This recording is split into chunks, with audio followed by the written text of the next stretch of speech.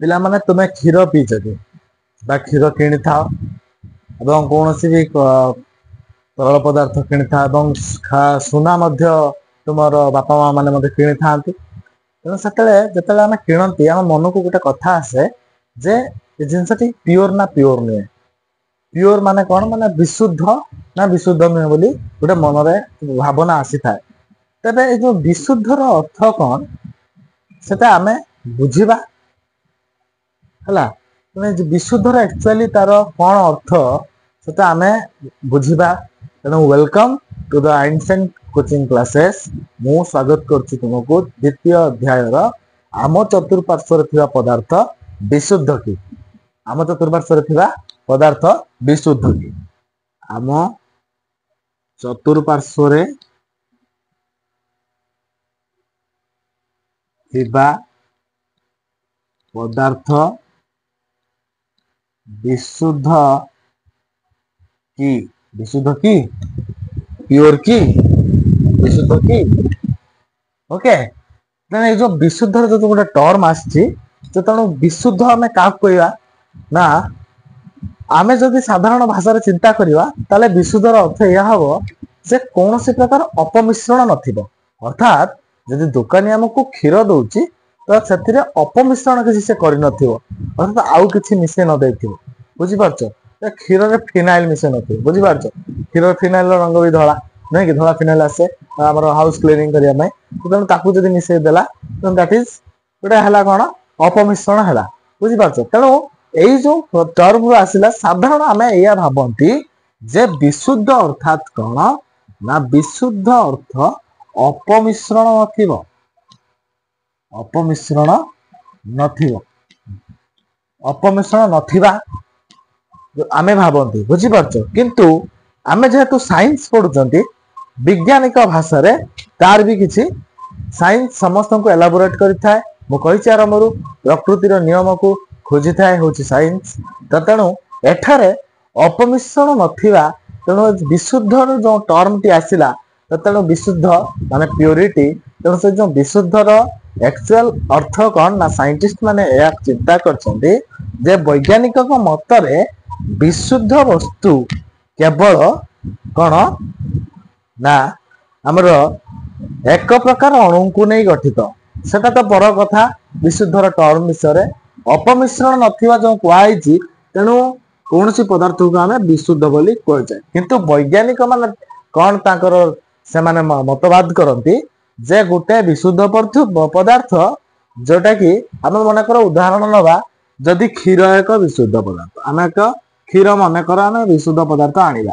है क्षीर गोटे विशुद्ध क्षीर पैकेट आनला जोटा कि क्षीर पैकेट रे लिखाई थाए ऑलरेडी मिल्क लिखाई थाए एवं लिखाई थाए 100% प्योर लिखाई थाए 100% प्योर कच्ची घानी सोरिष तेल बुझिपार ये सब लिखाई थाए तो तेणु ये जो प्योरिटी संज्ञा एक्चुअली वैज्ञानिक माने कहले कौन ना यही सब जो पदार्थ रहा एमान होचंती एकाधिक पदार्थर बा एकाधिक उपादानर से माने कौन ना मिश्रण एमाने वास्तव में विशुद्ध नुहंती तेणु कौन है किपरि भाव ना क्षीर रे जदि चिंता करिबा वैज्ञानिक दृष्टिकोण एथिरे रही श्वेतसार श्वेतसार भी कणिका थिबे रही पुष्टिसार आउ केतेक मध्य स्नेहसार अछि आउ विटामिन फिटामिन विटामिन इत्यादि आउ अन्य अलगा द्रवण सब माने अलगा उपादान मान रही अछि तेणु से प्योर हैला किपरि बुझि पारछ तेणु एतार विशुद्धर संज्ञा को बदलाई देला बुझि पारछ तेणु वैज्ञानिक भाषा रे जदि आमे विशुद्धर डेफिनेशन करैबा ताले विशुद्धर डेफिनेशन हबो पिला माने केवल एक प्रकार अणु को केवल एक प्रकार अणु को नहीं गठित पदार्थ को विशुद्ध पदार्थ बोली कहती विशुद्ध पदार्थ बोली कुहा जाए बा कहती बुझी पारछ एका प्रकार अणु हेतिबो जदि आमे गोटे जल नौचंती जल जार गोटे नौचंती तेणु आमे ମନେକର ଟ୍ୟୁବୱେଲ ରୁ ବା ଟ୍ୟାପ ରୁ ଆମେ କଣ କଲେ ନା ଜଳ ପୁରେଇଲେ ହେଲା, ଜଳ ପୁରେଇଲେ ତେଣୁ ଏଇ ଯୋଉ ଜଳ ନେଲେ ତେଣୁ ଏଇଟା ହଉଛି ୱାଟର ନେଲେ, ଏଇଟା ହଉଛି ପିଓର ନୁହେଁ, ଏଇଟା ହଉଛି ଇମ୍ପିଓର ବୈଜ୍ଞାନିକ ଭାଷାରେ। କିନ୍ତୁ ବୈଜ୍ଞାନିକ ଭାଷାରେ ପିଓର ହଉଛି ଡିଷ୍ଟିଲ୍ଡ ୱାଟର। ଡିଷ୍ଟିଲ୍ ୱାଟର ଯୋଉ ରହିଲା ସେଇଟା ହଉଛି ପିଓର, କାହିଁକି ନା ତାର ଯୋଉ ଅଣୁ ଗୁଡିକ କେବଳ H2 ହିଁ ଥାନ୍ତି, ଅନ୍ୟ କିଛି ନଥାଏ। ତେବେ ଏଟାକୁ ମୁଁ କାହିଁକି ଇମ୍ପିଓର କହିଲି, ୟାର ମତଲବ ଏଇଆ ପିଲାମାନେ, ଏଥିରେ ଅନେକ ମିନେରାଲ ରହୁଛନ୍ତି, ଅନେକ ଧାତବ ଲବଣ ରହୁଛନ୍ତି, ସେଥିପାଇଁ କୁହନ୍ତି ମିନେରାଲ ୱାଟର ପିଇବା ପାଇଁ। ଡିଷ୍ଟିଲ୍ ୱାଟର ସେଥିପାଇଁ ଆମକୁ ମନା କରାଯାଇଥାଏ। ଡିଷ୍ଟିଲ୍ ୱାଟର ଆମେ ପିଇ ପାରିବା କିନ୍ତୁ ଆମେ ପିଅନ୍ତି ନାହିଁ, ବୁଝିପାରୁଛ। ଏଥିରେ ଅନେକ ମିନେରାଲ ଅଛି, ଆଇରନ୍ ଅଛି, ଆମର ବହୁତ ପ୍ରକାର ଭିଟାମିନ ବି ରହିଛି, କିଛି ମିନେରାଲ ସଲ୍ଟ ମଧ୍ୟ ଜଳରେ ରହୁଛି। ତେଣୁ ସେଇ ସବୁ ଜିନିଷକୁ ଆଧାର କରି ଏଇଟାକୁ ଆମେ ଜଳଟାକୁ ଆମେ ଇମ୍ପିଓର ବୋଲି କହିପାରିବା, ବୁଝିପାରୁଛ। କିନ୍ତୁ ନୁହେଁ କି ବଡି ପାଇଁ ଏଟା ଖରାପ ବୋଲି, ବୁଝିପାରୁଛ। କିନ୍ତୁ ବୈଜ୍ଞାନିକ ଆମେ ବିଜ୍ଞାନ ପଢୁଛନ୍ତି, ବୈଜ୍ଞାନିକ ଭାଷାରେ ତାର ମତଭେଦ ଯଦି ଦେଖାଗଲା, ବୈଜ୍ଞାନିକ କଣ କହିଲେ ଏକା ପ୍ରକାର ଅଣୁକୁ ନେଇ ଗଠିତ କୌଣସି ପଦାର୍ଥକୁ ଆମେ ବିଶୁଦ୍ଧ ପଦାର୍ଥ ବୋଲି କହିବା, ବୁଝିପାରୁଛ। ତେଣୁ ଏଇଟା ବି ଗୋଟେ କଥା, ଦୁନିଆରେ ସାଧାରଣତଃ ବହୁତ ପ୍ରକାରର ପଦାର୍ଥ ଦେଖାଯାଏ। ତେଣୁ ସିଏ ସେଠୁ ବୈଜ୍ଞାନିକ ମାନେ ବି ଆଉ ଗୋଟେ କଥା କହିଲେ, ଯେତେବେଳେ ମିଶ୍ରଣର କଥା ଉଠିଲା, ଅପମିଶ୍ରଣର କଥା, ବୈଜ୍ଞାନିକ ମାନେ କହିଲେ ଯେ ତମେ ତ ସବୁ କଥାକୁ ବିଶୁଦ୍ଧ ବୋଲି କହିଦଉଛ, ଜେନେରାଲ ପିଲା ମାନେ ଯେତିକି ଲୋକ ଅଛ ସେମାନେ କଣ କହୁଛ ନା, ସେମାନେ କଣ ନା ବିଶୁଦ୍ଧ ପଦାର୍ଥକୁ ତମେ ସବୁ ବିଶୁଦ୍ଧ କହୁଛ। ବାସ୍ତବରେ ତମେ ଜାଣ ଯେ ଯେତିକି ପଦାର୍ଥ ଅଛି ଦୁନିଆରେ ସେ ଏକାଧିକ ଶୁଦ୍ଧ ପଦାର୍ଥର ମିଶ୍ରଣରେ ଗଠିତ, ଏକାଧିକ ଶୁଦ୍ଧ ପଦାର୍ଥର କଣ ନା ମିଶ୍ରଣରେ ଗଠିତ। ତେବେ ଏଇଟା କଣ, ତେଣୁ ତେବେ ମିଶ୍ରଣ କାହାକୁ କହିବା, ବୁଝିପାରୁଛ। ମିଶ୍ରଣ ଆମେ କାହାକୁ କହିବା, ଏକାଧିକ ଶୁଦ୍ଧ କାଟିଦିଅ, ଏକାଧିକ ପଦାର୍ଥର ମିଶ୍ରଣରେ ପଦାର୍ଥ ସୃଷ୍ଟି ହେଇଥାଏ। ଏକାଧିକ ପଦାର୍ଥ ହେଇପାରେ ବା କୌଣସି ଯେତିକି ବସ୍ତୁ ବି ଅଛନ୍ତି ହେଇପାରେ, ସେ ତେଣୁ ଏଟାର କଣ ପଦାର୍ଥ ହେଇଥାଏ, ବୁଝିପାରୁଛ। ତେଣୁ ମିଶ୍ରଣ କାହାକୁ କହିବା ନା, ମିଶ୍ରଣ ଯଦି ଆମେ ଦେଖିବା ନା ଏକାଧିକ ଶୁଦ୍ଧ ପଦାର୍ଥ, ଏକାଧିକ ଶୁଦ୍ଧ ପଦାର୍ଥର ସମାହାରକୁ, ଏକାଧିକ ଶୁଦ୍ଧ ପଦାର୍ଥର ସମାହାରକୁ ଆମେ କହିବା ମିଶ୍ରଣ ବୋଲି କହିବା, ବୁଝିପାରୁଛ। ଏ ବିଷୟର ତାତ୍ପର୍ଯ୍ୟ ହଉଛି ସେଇଆ, ଏ ବିଷୟରେ କେବଳ ମିଶ୍ରଣ ମାନଙ୍କ ସମ୍ପର୍କରେ ଆଲୋଚନା କରାଯାଇଅଛି। ତେଣୁ ମୁଁ କ୍ଲାସ ଆରମ୍ଭ, ବର୍ତ୍ତମାନ ଆମେ ମେଜର କ୍ଲାସ ଆରମ୍ଭ କରିବା ଯେ ମିଶ୍ରଣ କହିଲେ ଆମେ କଣ ବୁଝିବା। ସାଧାରଣତଃ ଭାବେ ମିଶ୍ରଣର ଆମେ ଉଦାହରଣ ନେଇପାରିବା। ବର୍ତ୍ତମାନ ମିଶ୍ରଣ ଅର୍ଥ କଣ, ମିଶିଯିବା।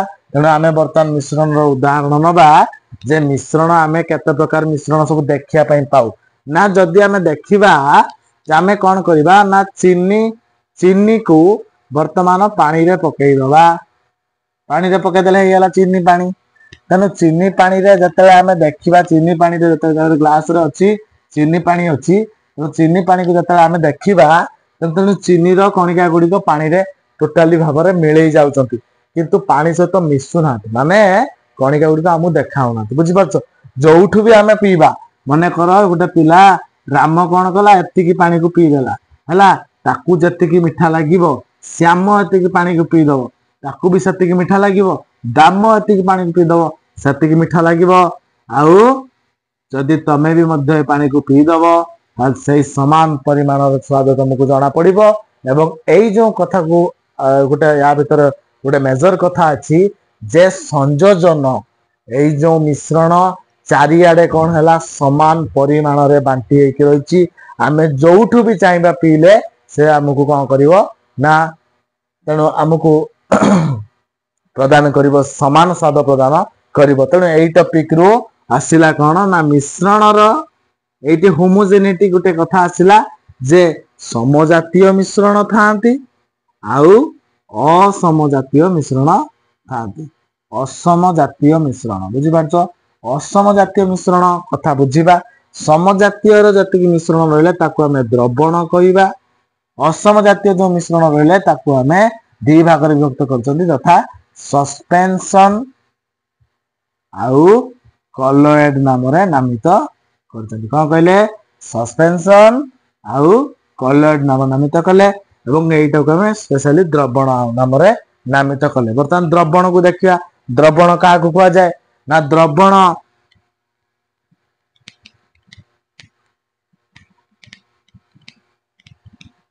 ଚିନି ପାଣି ନବା, ଆମେ ଲୁଣ ପାଣି ନବା ହେଲା। ଏବଂ ଦ୍ରବଣ କାହାକୁ କୁହାଯାଏ ପିଲାମାନେ? ଦ୍ରବଣରେ ସାଧାରଣତଃ ଆମର ଦୁଇଟି ଜିନିଷ ଥାଆନ୍ତି। ଗୋଟେ ହଉଛି ଦ୍ରବ ଥାଏ, ଆଉ ଗୋଟେ ଦ୍ରାବକ ଥାଏ। ବୁଝିପାରୁଛ? ମାନେ ଦ୍ରବଟା ଦ୍ରାବକ ଭିତରେ ଦ୍ରବୀଭୂତ ହୋଇ ଦ୍ରବଣ ସୃଷ୍ଟି କରିଥାଏ।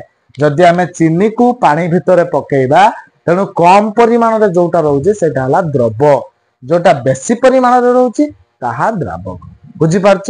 କଠିନରେ କଠିନ ମଧ୍ୟ ଦ୍ରବୀଭୂତ ହେଇପାରିବ, ତରଳରେ ତରଳ ମଧ୍ୟ ଦ୍ରବୀଭୂତ ହେଇପାରିବ, ଗ୍ୟାସରେ ଗ୍ୟାସ ମଧ୍ୟ ଦ୍ରବୀଭୂତ ହେଇପାରିବ, ତରଳରେ ଗ୍ୟାସ ଦ୍ରବୀଭୂତ ହେଇପାରିବ, କଠିନରେ ଗ୍ୟାସ ଦ୍ରବୀଭୂତ ହେଇପାରିବ, କଠିନରେ ତରଳ ବି ଦ୍ରବୀଭୂତ ହେଇପାରିବ। ବୁଝିପାରୁଛ? ତ ତେଣୁ ଏଇ ଯୋଉ କଠିନ ତରଳ ଗ୍ୟାସ, ଆମେ ଏଇଟା ଉଦାହରଣ ନବା।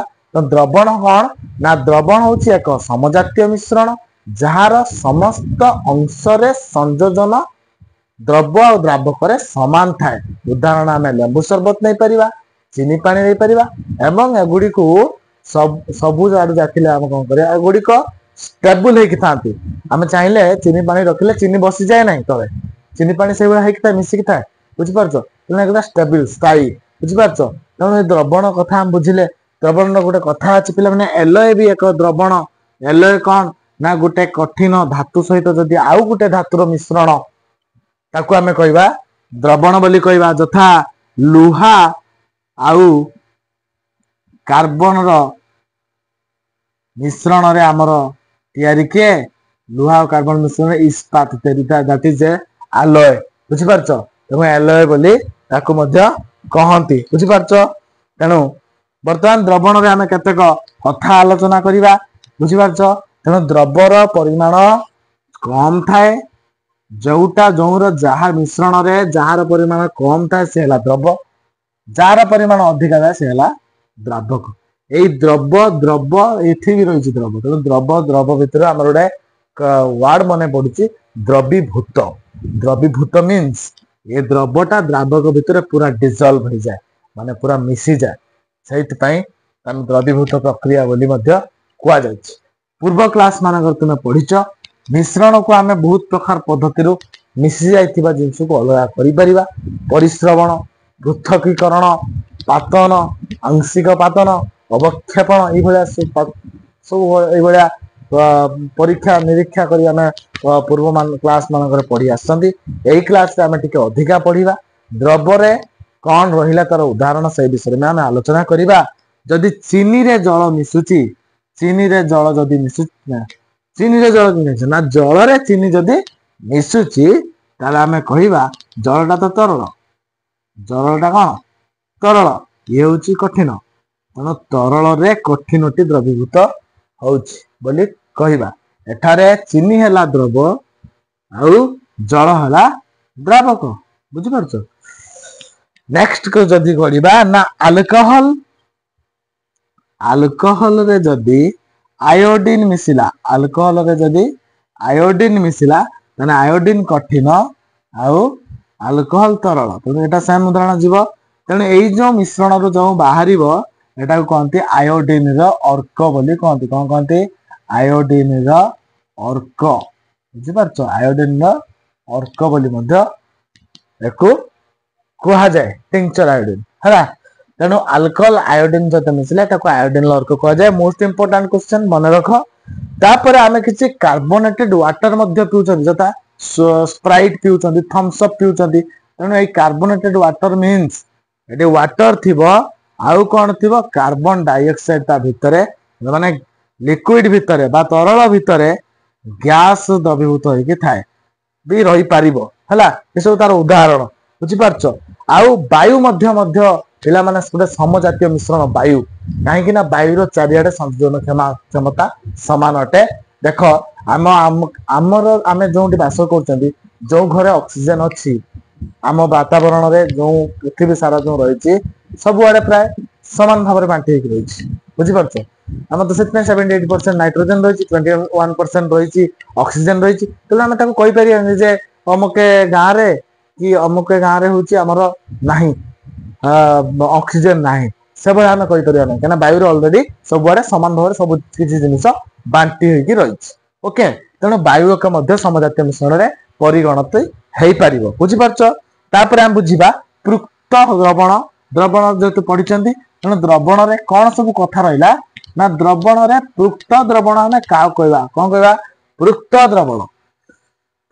द्रवण हमें का कहबा गोटे उदाहरण मु नेबी पिला गोटे उदाहरण नै आमे वर्तमान जते गोटे बाघर को जब मन कर बाघर रे तुम जानिथियो सो मीठा पीठा छणा छणी हुए तेणु से जो मीठा छणा छणी हुए रोसे कौन करे जो मीठा तैयार करिया पे जो रोसे आस्थांती से कौन करती चीनी को मिसांती पानी रे मिसे कि से गोटे सीरा प्रस्तुत करती तेणु से जो चीनी को पानी रे जो मिसेइले जो मिसे मिसे मिसे मिसे मिसे मिसे चलिले किंतु एमिति एक समय आसीबो चीनी पानी रे मिसियो ना से टिके टेम्परेचर देबे देला परे भी चीनी मिसिला कहीं ना कणिका गुड़िया कौन है फांका स्थान है पूर्व अध्याय पढ़िले तेणु मिसिला एपरी एक समय आसी पहुंची जाए से वर्तमान आ चीनी कौन कर मिसबनी तेणु यही जो कोण एक निर्दिष्ट तापमात्रा सेटा कहला एक निर्दिष्ट तापमात्रा रे द्रवण रे जदि आउ द्रवण द्रवीभूत होई पारु नाही होई पारिबो नाही ताकू ही कहती ताकू पृक्त द्रवण कहा जाए एउटू आसला द्रवणीयता कॉन्सेप्ट द्रवणीयता कौन ना सही जो मिसिला तार गोटे निर्दिष्ट टेंडेंसी रहिला जे मु एतिकी मिसई पारि मो सहित आउ मिसई पारिबी नहीं तो ताकू ही कहती कौन ना द्रवणीयता बोली कहा जाए बुझी पारछ पृक्त द्रवण ठू या पृक्त द्रवण कला जतिकी दरकार सतिकी रखिला मने कर 5 लिटर जल रे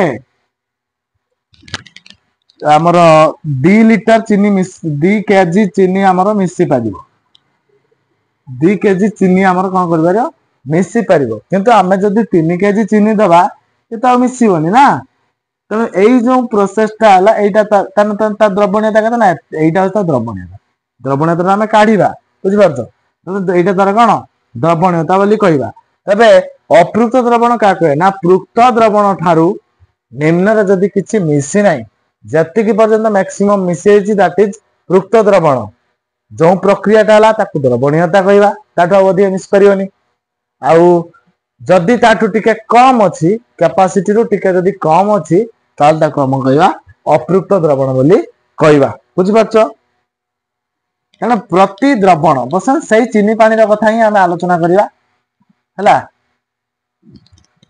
चीनी पानी रो कथा जदि हम आलोचना करिवा चीनी कोन करे ना चीनी जतेले पानी रो मिसुची सेते बेले कोन करछि ना हमें विभिन्न टाइप्स रो माने कर राम 1 चामच चीनी मिसेछि गोटे 1 ग्लास पानी रे एवं श्याम मन कर 5 चामच मिसेछि सही 1 ग्लास पानी रे ताने कौन है ना एठी देख पिला माने द्रव्यर परिमाण बढ़ी चलथिला बेले द्रवणर परिमाण स्थिर होउछि बुझी पारछ एई जो द्रव्य आउ द्रवण मन कर सही 5 चामच राम आउ जने मिसेला 5 चामच चीनी मिसेला 10 ग्लास पानी रे तेणु सेठी होउछि या भलिया मिठा लागिवनी बुझी पारछ तेणु एई जो जिनसटा को कहती पोटेंशियलिटी कहती बुझी पारछ किंतु आमे ताको कोन कहबा ना द्रवणर गाढ़ता बोली कहबा द्रवणटी केते कंसंट्रेटेड हेकि अछि चीनी पानी जे केते मीठा लागुछि बुझी पारछ तो द्रवणर गाढ़ता हमकु मापिबा पई हेले हमकु ता सूत्र जानिया पई पड़िबो तो सूत्र भी जानिबा हला आउ कोन ये जो 5 चामच और 10 चामच कथा कहले तेना द्रवण भितर किछि तो गोटे रेशियो रहउछि नै कि से रेशियो को हम प्रकाश करिवा कोन ना द्रवणर गाढ़ता से समान द्रवणर गाढ़ता समान द्रव्यर परिमाण विभक्त द्रवणर परिमाण द्रवण केते अछि ता भीतर द्रव्य केते अछि सही परिमाण को काढिया पे आमे कहबा कोन द्रवणर गाढ़ता बोली ताको आमे कहवा बुझी पारछ तेणु द्रवणर गाढ़ता आमे सेटा कहवा कौन ना द्रवर परिमाण केते अछि द्रवण रु बुझी पारछ जदि द्रवण बेसी अछि ताले मनकर एटा सेम केस देखिबा मनकर एठी 10 ग्लास रु एठी 5 चमच मिसची एठी कोन करछि 1 ग्लास रु एठी 5 चमच मिसची 1 ग्लास रु 2 चमच तने या मतलब 2 या मतलब 5 या मतलब हाफ 0.5 तने ये तो कमिला तने ये बढ़िला तने यार मतलब अधिक अछि कंसंट्रेशन ता बुझी पारछो तने ए हला कथा द्रवणर गाढ़ता सर्वोपरि आमे द्रवणर गाढ़ता संपर्क में आलोचना करछनी वर्तमान मु पळै जी को पटको ना द्रवणर गाढ़ता जदी आमे जानिले तने द्रवणर मुख्य जिनसटा आमे जानि पारले नै द्रवणर धर्म प्रत्येक द्रवणर धर्म रहिछि एगुडी को कोन करंती द्रवणर एक समजातीय मिश्रण अटे फर्स्ट कथा समजातीय अटे सेकंड कथा खाली आखिरे देखा जांती नै खाली आखिरे देखा जांती नाही अर्थात यार कणिका गणिक 1 नानोमीटर ठारू भी छोट 1 nanometre equal to 10 to power -9 metre अटे बुझी पाछ आउ आलोक को एमन जति सान क्षुद्र तेणु आलोक को विच्छुरित करि पारंती नाही आलोक विच्छुरित करि पारंती नाही ता माने आलोकर रश्मि पथ आलोकर गति पथ देखि हुए नाही आलोकर गति पथ देखि हुए नहीं बा जानी हुए नहीं बोली हमें कहिबा बुझी पारछो तापरे ये गला first second point third point पळेला बुझी पारछो फोर्थ पॉइंट जो द्रवण रे द्रवणटी स्थायी अटे द्रवण स्थायी मिश्रण काहे कि ना को रखी देले ये बसी जाए नहीं प्रथम कथा द्वितीय कथा याकू मध्य परिश्रवण पद्धति द्वारा अलग करा जाय परिबो नाही बुझी पारछो परिश्रवण पद्धति रे अलगा होई पारिबो नाही बुझी पारछो परिश्रवण पद्धति रे कोन करियो ये अलगा होई परिबो नाही कद कदापि अलगा होई परिबो नाही बुझी पारछो बर्तमान आमे देखिले द्रवणर धर्म तापरे पळे जिबा द्रवणर गाढ़ता जाकर हमर कोन सब फार्मूला रहिछि द्रवणर गाढ़तार हमर फार्मूला दु प्रकार फार्मूला गुड अछि वस्तुत्व विभक्त वस्तुत्व शतकड़ा अनुपात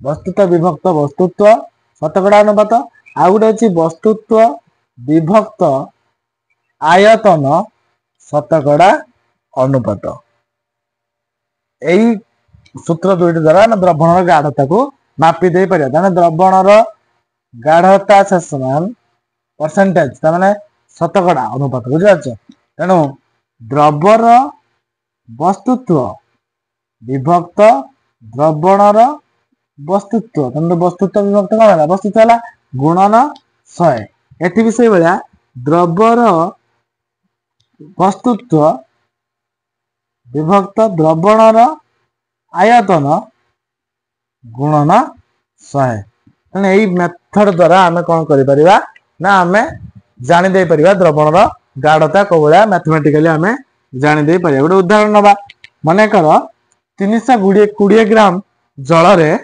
जल केते अछि ना 320 ग्राम जल अछि हला आउ हमर चीनी माने कर 40 ग्राम रो चीनी मिसिछि बुझि पारछो तने जदि एको हमें चिंता करबा जे यार गाढ़ता केते ना मोट द्रव के ना द्रवर परिमाण द्रवर चीनी द्रवर परिमाण हला 40 ग्राम हला आउ द्रवणर वस्तुत्व केते ना द्रवणर परिमाण हला केते बा परिमाण बा वस्तुत्व केते ना 320 ग्राम हला जल प्लस 40 ग्राम चीनी सार 360 ग्राम सार बुझि पारछो 360 ग्राम हला द्रव तेणु हमर द्रवणर गाढ़ता से समान केते हबो ना गाढ़ता से समान द्रवर परिमाण बा द्रवर वस्तुत्व बाई द्रवणर वस्तुत्व द्रवर वस्तुत्व बाई द्रवणर वस्तुत्व गुणन 100 कम कटला 4 9 36 तेणु 100 रो 9 पाइले तेणु 11.1 विभक्त 9 बा ताकू 11.1 बोली आनी मध्य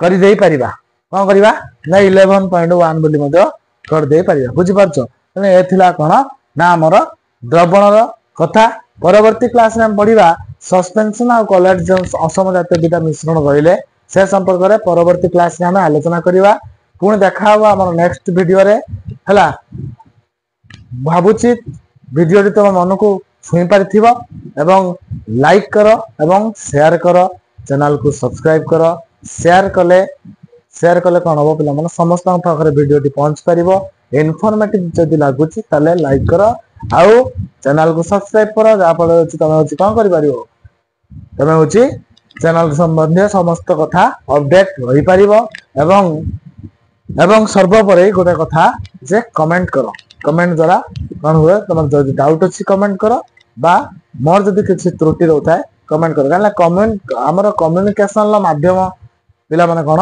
ना कमेंट हूँ आम कम्युनिकेशन माध्यम तेणु कमेंट माध्यम शेयर कर वीडियो केमती लगे ओके जय जगन्नाथ धन्यवाद।